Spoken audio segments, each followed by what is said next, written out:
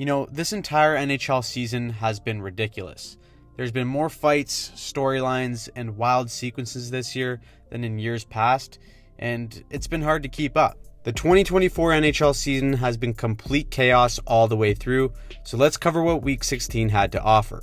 Now, if you wanted to see some chaos unfold, all you had to do was tune into the first 5 minutes of this Yotes and Panthers game. We had 2 fights back-to-back to kick us off, and it's because of all the bad blood regarding the Nick Cousins incident. If you don't remember, a few weeks back, Nick Cousins took a run at a defenseless player on the ice and then got absolutely stapled by Jason Zucker, who received a 3-game suspension. Cousins, who's getting a reputation of being a rat, is still a pretty damn good player for the Panthers and is still out with a concussion, so the Panthers were just chomping at the bit here to get retribution. There's no other sport where the players can organize a fight and everyone gets out their anger and then you go sit in the box for 5 minutes to reflect. It's the greatest sport on earth, and Tkachuk is still damn good at it by scoring 2 goals to help guide the Panthers to a 6-2 win. I know the Bruins are still at the top of the East right now and there's some other solid teams, but I still don't think any of them are as scary as the Panthers if they continue this level of play.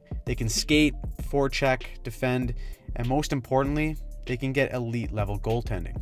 Timing is everything in the NHL playoffs, so maybe it's a different story come April, but for me, they are the team to beat in the East as of right now. The week also started off with a bang after Chris Letang and Evgeny Malkin combined on this sweet goal in their own net.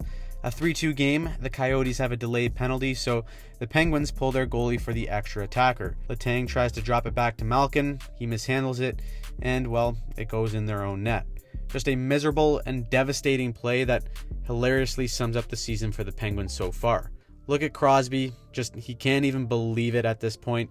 He scored in this one too, of course, but the Penguins wouldn't recover from that and they would lose the game 5-2. Sid is having one of the best seasons of his career and one of the best seasons of any 36-year-old in NHL history, and the Penguins are absolutely wasting it. They were able to pick up an OT win against the Habs heading into the break, but of course it wouldn't have been possible if Sid didn't make this absurd pass to set up the game-tying goal. However, if they continue this inconsistency down the stretch, I don't see them making the playoffs. I haven't also seen someone score in their own empty net like that since Patrick Kane did it a few years ago off a delayed penalty as well.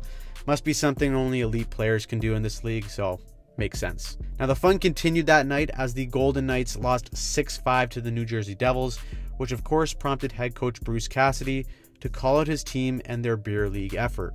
Buddy should just watch me back check for a game and see what a real beer league effort looks like, but it's no secret that the Golden Knights haven't been playing to their standard. I mean, they're going to be just fine. It's definitely a mid-season lull for them, but anytime a coach calls out his team like that in the media, the response after is worth noting.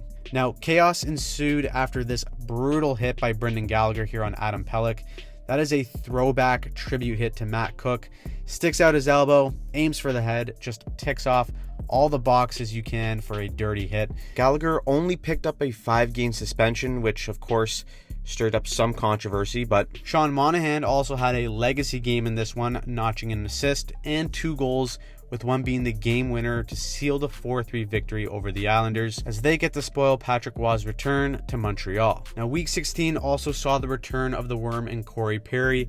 He officially signed with the Edmonton Oilers in the beginning of the week, and that could be a really nice addition to a team that is already buzzing on a massive win streak. What the Oilers are doing right now is absolutely astonishing. All the areas in their game have completely skyrocketed in terms of the league ranks. They are stifling teams defensively, they're getting strong goaltending, and the depth scoring has been incredible. All those things were non-existent 2 months ago.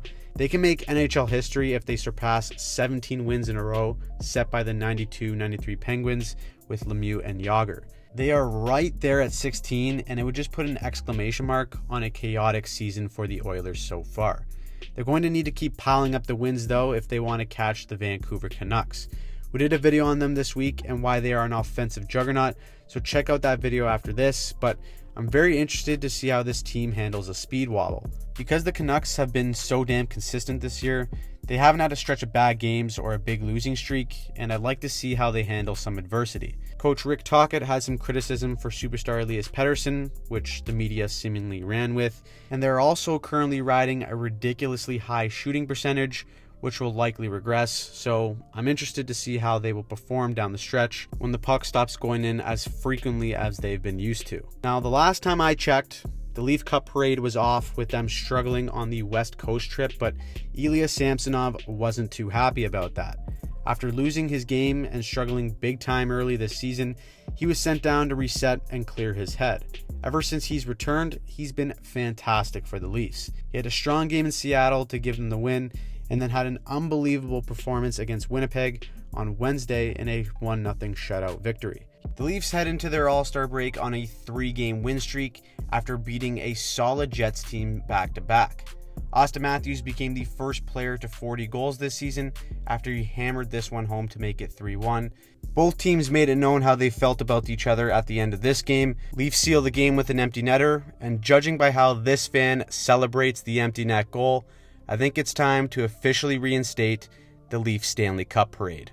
On the other hand, the parade is certainly canceled for the LA Kings as they continue to be in an absolute freefall. In the first few weeks of the season, it looked like this team was going to be right in the mix to be a cup contender. They defended well, they had depth down the middle, but it's becoming glaringly obvious that something has gone rotten. After being 2-7-5 in their past 14 games, Drew Doughty went off after the Kings blew a 3-1 lead. He talked about how some of the guys in the room are too worried about themselves and their point totals. Of course, everyone looked towards this man in Pierre-Luc Dubois. Now, it's all speculation, but every team this guy has been on has had some sort of issue with this level of compete. There was this classic shift in Columbus that essentially got him traded the next day. Then he went out to Winnipeg and decided he didn't want to stay there, so they shipped him out, and now Winnipeg is a wagon, and LA is now struggling. He signed a massive 8-year deal with the Kings before the season, and it just hasn't gone very well. How about the Nate Dogg? Another hat trick in this game for him against the Caps.